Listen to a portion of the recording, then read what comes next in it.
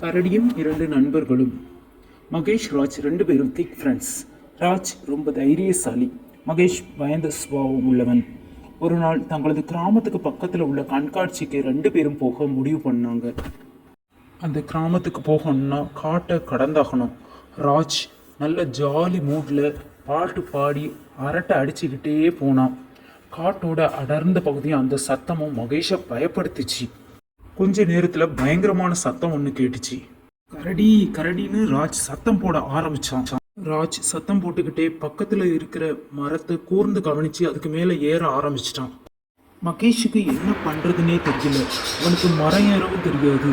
ராஜும் அவனை விட்டுட்டு மரத்துக்கு மேலே தனியாக ஏறிட்டான். மரத்துக்கு பக்கத்தில் போய் நிற்கிறான். மரத்தை பார்க்குறான். ஆனால் அவன் ட்ரை பண்ணுறான். அவனுக்கு ஏறவும் முடியலை. ராஜ் மரத்துக்கு மேலே ஏறி உட்காந்துக்கிட்டு, மகேஷ் மேலே வா, நீ என்ன மாதிரி மரத்தில் ஏறு அப்படின்னு சொல்லிட்டு கூப்பிட்டுக்கிட்டே இருந்தான். ஆனால் மகேஷுக்கு மரம் ஏற தெரியாது. அதனால் திருன்னு முழிச்சுக்கிட்டே இருந்தான்.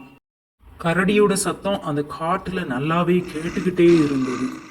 அப்போ மகேஷுக்கு என்ன பண்ணுறதுன்னு புரியலை. அப்போ தான் ஒரு யோசனை வந்துச்சு. தரையில் படுத்து தான் மூச்சை இழுத்து பிடிச்சிக்கிட்டான். அப்போ கரடி மகேஷ் பக்கத்தில் நெருங்கி வர ஆரம்பிச்சது. அவனை முகர்ந்து பார்த்துட்டு அவன் இறந்து போயிட்டதான் நினச்சி நகர ஆரம்பிச்சது. ராஜ் கரடி போன பின்பு மகேஷ் கிட்ட பேச ஆரம்பித்தான். கரடி உன் காதில் என்ன சொல்லிச்சு, உன் பக்கத்தில் வந்துச்சு அப்படின்னு கேட்டான். அதுக்கு மகேஷ் உண்மையான நண்பனை ஆபத்தில் அறியலான்னு கரடி சொன்னிச்சின்னு சொன்னான்.